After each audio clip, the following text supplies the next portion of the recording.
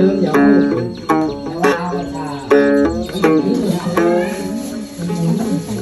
มันโผล่มาเดี๋ยวเปิดเองในวันด้วยไปละก่อนมันจะอันนี้อะไรกันไปไปไว้ที่หน้า